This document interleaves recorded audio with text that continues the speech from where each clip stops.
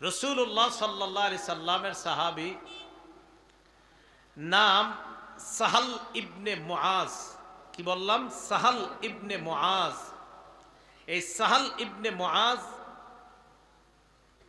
আল জুহানি রাদিয়াল্লাহু তাআলা আনহুর বর্ণনা, তিনি বলেন ক্বালা রাসূলুল্লাহ সাল্লাল্লাহু আলাইহি ওয়াসাল্লাম মান ক্বারাআ কুল হুয়াল্লাহু আহাদ হাত্তা ইয়াখতিমাহা 10 মাররাত। কোন ব্যক্তি যদি 10 বার কুল হুয়াল্লাহু আহাদ এই সূরাটা তেলাওয়াত করে, বানাল্লাহু লাহু কসরান ফিল জান্নাহ, আল্লাহ তার জন্য জান্নাতে একটা প্রাসাদ নির্মাণ করে দেন। কি নির্মাণ করে দেন? প্রাসাদ। এই যে এটা বাড়ি করতেছে একজন সম্ভবত, এখন আপনাদের অনেকের মনে হইতেছে আর এটা যে কে করতেছে, আমার যদি হইতো। তো যেহেতু যাদের টাকা নাই, নগদ 10 বার সূরা ইখলাস পড়বে। 10 বার এখানে হইতেছে না, 10 বার পড়া নেন হবে। হযরত ওমর ইবনুল খাত্তাব যখন এই বর্ণনা শুনলেন, শোনার পর বললেন, হুজুর আপনি কি বললেন? 10 বার সূরা ইখলাস পড়লে জান্নাতে প্রাসাদ? নবীজি বললেন হ্যাঁ। ওমর বললেন ইজান নাস্তাকসিরু, তাহলে তো হুজুর আরো বেশি পড়তে হবে, প্রাসাদ আরো বাড়াইতে হবে। নবীজি বললেন আল্লাহু আকসারু ওয়া আতিয়াবু, ওমর যত বেশি পড়বা আল্লাহ তত বেশি দিবেন। একটা মুরসাল বর্ণনা, মুরসাল এটা আপনারা বুঝবেন না, এটা হাদিস শাস্ত্রের একটা পরিভাষা মুরসাল। বাকি এটা মুরসালুন জাইয়িদ, খুব ভালো মুরসাল। এই মুরসাল বর্ণনার বর্ণনাকারী সাঈদ ইবনুল মুসাইয়্যিব রাহিমাহুল্লাহ, তিনি বলেন ক্বালা রাসূলুল্লাহ সাল্লাল্লাহু আলাইহি ওয়াসাল্লাম মান ক্বারাআ কুল হুয়াল্লাহু আহাদ 10 মাররাত বানাল্লাহু লাহু কসরান ফিল জান্নাহ। কোন ব্যক্তি যদি 10 বার সূরা ইখলাস পাঠ করে, তার জন্য জান্নাতে আল্লাহ একটা প্রাসাদ নির্মাণ করে দেয়। ওয়া মান ক্বারাআহা 20 মাররাতান বানাল্লাহু লাহু কসরাইনি ফিল জান্নাহ। কোন ব্যক্তি যদি 20 বার সূরা ইখলাস তেলাওয়াত করে, আল্লাহ তার জন্য জান্নাতে 2টা প্রাসাদ নির্মাণ করে দেয়। ওয়া মান ক্বারাআহা 30 মাররাতান, কোন ব্যক্তি যদি 30 বার কুল হুয়াল্লাহু আহাদ পড়ে, বানাল্লাহু লাহু সালাসাতা কুসুরিন ফিল জান্নাহ, আল্লাহ তার জন্য জান্নাতের মধ্যে 3টা প্রাসাদ নির্মাণ করে দেয়।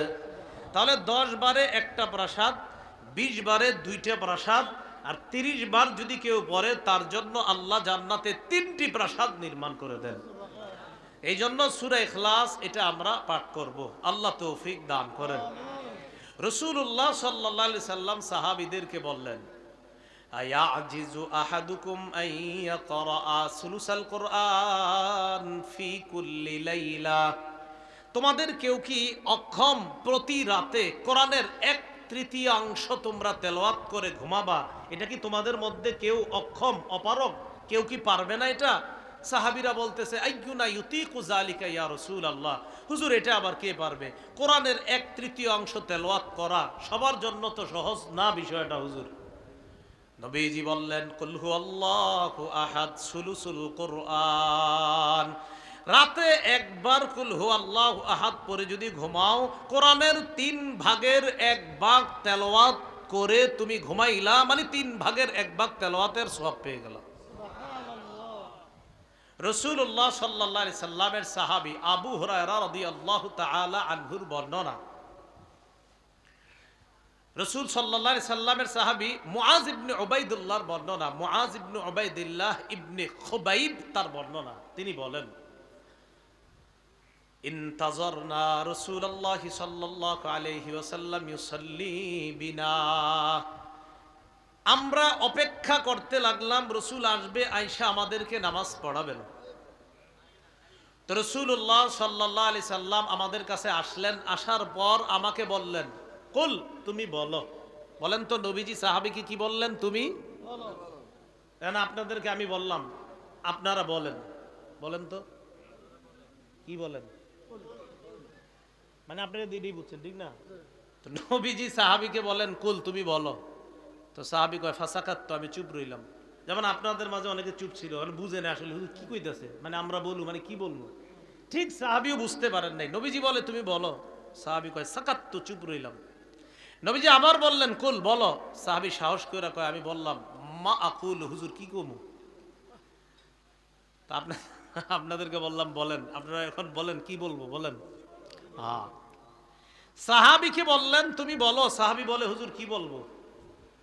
নবীজি বললেন কুল কুল হুয়াল্লাহু আহাদ, তুমি বলো কুল হুয়াল্লাহু আহাদ ওয়াল মুআউযিযাতাইন সালাসা, তুমি বলো কুল হুয়াল্লাহু আহাদ, কুল আউযু রাব্বিল ফালাক, কুল আউযু বিরাব্বিন নাস, প্রত্যেকটা তিনবার করে বলেন, প্রত্যেকটা কয়বার করে?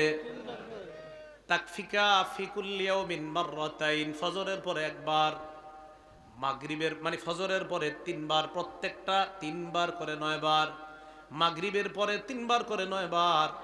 নবীজি বলেন এই আমলটা যদি প্রতিদিন 2 বার করো, 2 বার মানে 2 বেলা, ফজরের পর এক বেলা, মাগরিবের পর আরেক বেলা, ফজরের নামাজের পর 3 বার কুল হু আল্লাহ, 3 বার ফালাক, 3 বার নাস, মাগরিবের পর 3 বার কুল হু আল্লাহ, 3 বার ফালাক, 3 বার নাস। নবী বলেন তাকফিকা ফি কুল্লি ইয়াউম, এই 3টা সূরা তুমি যে পড়লা 3 বার করে, সারা দিন বিপদ আপদ থেকে বাঁচার জন্য যথেষ্ট হয়ে যাবে। বাচ্চারা তো পারে না, এদেরকে কি করবেন, স্কুলে মাদ্রাসায় পাঠানোর সময় আপনি নিজে পড়ে ফুদিয়ে দিবেন, আর যারা পারে ওদেরকে মুখ দিয়ে বলাবেন, এই বলো 3 বার করে এটারে পড়াবেন, তারপর এটারে মাদ্রাসা স্কুলে পাঠাবেন। আল্লাহ আমল করার তৌফিক দান করেন।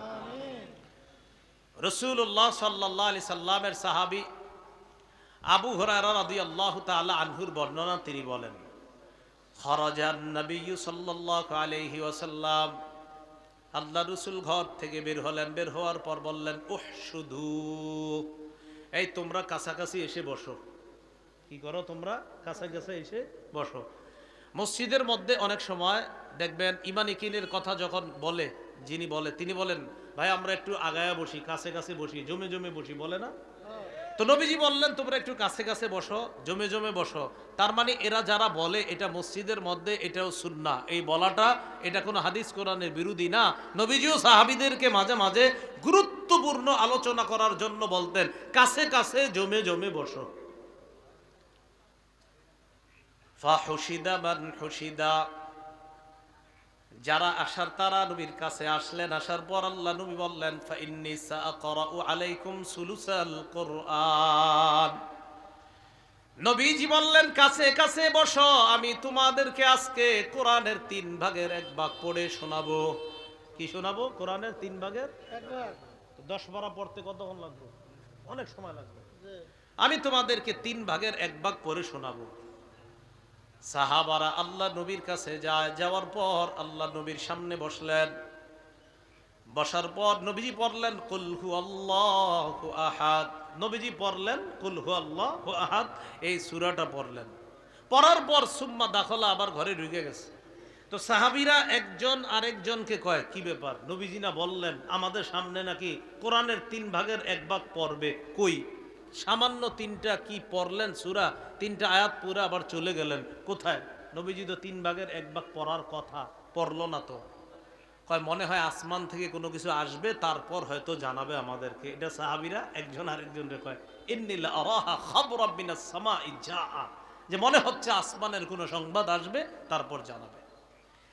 সাহাবীরা একে অপরকে এই কথাগুলো বলতেছে। ইতিমধ্যে নবীজি বের হলেন, বের হওয়ার পর বললেন আচ্ছা আমি কি বলছি তোমাদেরকে, আমি বলেছিলাম কোরআনের 3 ভাগের 1 ভাগ পড়ে শোনাবো, এই কথা আমি তোমাদেরকে বলেছিলাম। তো সাহাবীগণ তো মন দিয়ে শুনতেছে। নবীজি বলেন আমি তোমাদের সামনে কুল হুয়াল্লাহ সূরাটা পড়েই তো ঘরে গিয়েছিলাম, এই যে কুল হুয়াল্লাহ আমি পড়েছিলাম ইন্নাহা লাতাদিলু সুলুসাল কোরআন, এই সূরাটাই কোরআনের 3 ভাগের 1 ভাগ। তো কুল হুয়াল্লাহু আহাদ একবার যদি কেউ তেলাওয়াত করে, আল্লাহ তাকে কোরআনের 3 ভাগের 1 ভাগ তেলাওয়াত করার সওয়াব দান করে। তো 2 বার যদি কেউ পড়ে, কোরআনের 3 ভাগের 2 ভাগ তেলাওয়াত করার সওয়াব দান করে। কেউ যদি 3 বার পড়ে, আল্লাহ তাকে কোরআনের 3 ভাগ মানে কোরআনের পুরা 3 ভাগ পড়ার সওয়াব আল্লাহ তার আমল নামায় লিপিবদ্ধ করে দেয়। এখন এই কুল হুয়াল্লাহু আহাদ এই সূরাটা আমরা নামাজের মধ্যে আমল করতে পারি। বিশেষ করে মাগরিবের 2 রাকাত সুন্নতে প্রথম রাকাতে কুল ইয়া আইয়ুহাল কাফিরুন, এই সূরাটা। আর মাগরিবের নামাজের সুন্নতের দ্বিতীয় রাকাতে কুল হুয়াল্লাহু আহাদ। ফজরের নামাজের সুন্নতের প্রথম রাকাতে কুল ইয়া আইয়ুহাল কাফিরুন। ফজরের সুন্নতের দ্বিতীয় রাকাতে কুল হুয়াল্লাহু আহাদ। রাসূলুল্লাহ সাল্লাল্লাহু আলাইহি সাল্লাম মসজিদে গেলেন, যাওয়ার পর দেখলেন এক সাহাবী ফজরের নামাজের সুন্নত পড়তেছে। ফজরের নামাজের সুন্নত পড়তেছে। সুন্নতের প্রথম রাকাতে পড়তে লাগলেন কুল ইয়া আইয়ুহাল কাফিরুন। এই সূরাটা পড়তে লাগলেন প্রথম রাকাতে। তো যখন প্রথম রাকাতে এই সূরাটা পড়তে লাগলেন, নবীজি তার পাশ দিয়ে গেলেন, যাওয়ার পর রাসূলুল্লাহ সাল্লাল্লাহু আলাইহি সাল্লাম তার পাশ দিয়ে গেলেন। আর যখন শুনলেন যে এই ব্যক্তি কুল ইয়া আইয়ুহাল কাফিরুন এটা পড়তেছে, তো রাসূলুল্লাহ সাল্লাল্লাহু আলাইহি সাল্লাম বললেন, এই ব্যক্তি আল্লাহর একত্ববাদ স্বীকার করে নিয়েছে, আল্লাহ ছাড়া অন্য যারা আছে তথা শিরক থেকে নিজেকে বাঁচিয়ে নিয়েছে। কোন সূরা পড়ছে? কুল ইয়া আইয়ুহাল কাফিরুন। এরপর আবার যাইতেছে, দেখে দ্বিতীয় রাকাতে পড়ে কুল হুয়াল্লাহু আহাদ, এই সূরাটা। নবীজি বললেন, হাদা রাজুলুন ক্বাদ আরাফা রাব্বাহ। মাশাআল্লাহ, এই ব্যক্তি এমন এক সূরা পড়ছে যেই সূরা পড়ার কারণে, পড়ার মাধ্যমে বোঝা যায় এই ব্যক্তি তার রবকে চিনতে পারছে। তাহলে ফজরের নামাজের সুন্নতে প্রথম রাকাতে কুল ইয়া আইয়ুহাল কাফিরুন, আর দ্বিতীয় রাকাতে কুল হুয়াল্লাহু আহাদ। আর মাগরিবের সুন্নতের প্রথম রাকাতে কুল ইয়া আইয়ুহাল কাফিরুন, আর দ্বিতীয় রাকাতে কুল হুয়াল্লাহু আহাদ, এই আমলটা করা। তাহলে সূরা ইখলাসের এই আমলটা আমরা সবাই করব তো ইনশাআল্লাহ। সূরা ইখলাসের যে কথাগুলা বলা হলো, আমরা যারা পারি 3 বার প্রতি রাতে ঘুমের সময় পড়ব।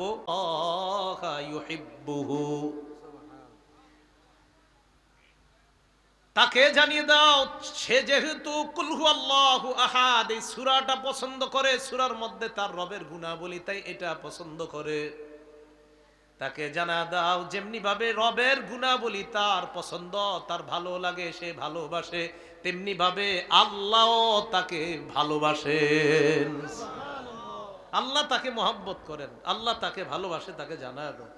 তো কুল হুয়াল্লাহু আহাদ এই সূরা যে ভালোবাসবে তাকে কে ভালোবাসেন? আল্লাহ। তাহলে এই সূরার ভালোবাসা আমাদের মধ্যে থাকার দরকার। আল্লাহ আমাদের সকলকে সূরা ইখলাসকে মহব্বত করার তৌফিক দান করেন। সূরা ইখলাস যখন আমরা পড়ব তখন একটা হাদিস, যদি পারি আর কি হাদিসের অনুবাদটা মাথায় রাখবো। সহিহ বুখারীর বর্ণনা 4482 নম্বর হাদিস। এই হাদিসের বর্ণনাকারী আব্দুল্লাহ ইবনে আব্বাস রাদিয়াল্লাহু তাআলা আনহুমা, তিনি বলেন, আন্না রাসূলুল্লাহ সাল্লাল্লাহু আলাইহি ওয়াসাল্লাম قال, রাসূলুল্লাহ সাল্লাল্লাহু আলাইহি সাল্লাম বলেন, قال الله عز وجل, আল্লাহ পাক বলেছেন, নবীজি বলেন আল্লাহ পাক বলেছেন, এটাকে হাদিসে কুদসি বলে। তো আল্লাহ বলেন, কাযযাবানি ইবনু আদম ওয়া লাম ইয়াকুন লাহু যালিক। আল্লাহ বলে যে আদম সন্তান আমার ব্যাপারে মিথ্যা কথা বলে, অথচ এটা তার জন্য বলা ঠিক না। আল্লাহ বলেন আদম সন্তান আমার ব্যাপারে মিথ্যা কথা বলে, এটা তার জন্য বলা ঠিক না। এরপরে কি কয় দেখেন, ওয়া শাতামানি ওয়া লাম ইয়াকুল লাহু যালিক। আদম সন্তান আমারে গালি দেয়, অথচ সে আমাকে গালি দেওয়াটা ঠিক না। বলেন নাউজুবিল্লাহ। আদম সন্তান আমার ব্যাপারে মিথ্যা কথা বলে, আদম সন্তান আমাকে গালি দেয়। তো আল্লাহ বলে আদম সন্তান আমার ব্যাপারে মিথ্যা বলে, মিথ্যা বলাটাও তার জন্য উচিত না, আমাকে গালি দেওয়াও তার জন্য উচিত না, অথচ সে আমার ব্যাপারে মিথ্যাও বলে, আমাকে সে গালিও দেয়। এখন প্রশ্ন হলো, কিভাবে আল্লাহর ব্যাপারে আদম সন্তান মিথ্যা বলে আর কিভাবে গালি দেয়? আল্লাহ নিজে বলছেন, আম্মা তাকযিবুহু ইয়া, সে আমাকে গালি দেয় এই বলে, সে বলে আন্নী লা আকদিরু আলা আন আউদাহু কামা কান, সে যেমন আছে, এই যে আমি আপনি আমরা দুনিয়াতে যেমন আছি, সে গালি দিয়ে বলে আমি আল্লাহ নাকি তাকে এইভাবে আবার কিয়ামতের ময়দানে সৃষ্টি করতে পারবো না, সে আমার ব্যাপারে এই মিথ্যা কথা বলে। আদম সন্তান কিভাবে মিথ্যা বলে? সে বলে আমি নাকি, সে বর্তমানে যেমন আছে আমি নাকি তাকে এমন এইভাবে আবার নাকি কিয়ামতের ময়দানে আমি তাকে বানাতে পারবো না, এটা সে আমার ব্যাপারে মিথ্যা বলে। আল্লাহ আমাদেরকে বর্তমানে এই মাঠে আমরা যেভাবে বসে আছি এইভাবে বানাইতে সক্ষম কে? আবার অন্য হাদিস, এই হাদিসে না, এটা সহিহ বুখারীর 4482 নম্বর হাদিস। অন্য বর্ণনায়, বুখারীর অন্য বর্ণনায় আল্লাহ বলেন ওয়ালাইসা আউয়ালুল খালকি বিআহওয়ানা আলাইয়া, অথচ তারে যে আমি প্রথম বানাইছি, এই প্রথম বানানোটা দ্বিতীয়বারের চেয়ে সহজ ছিল না।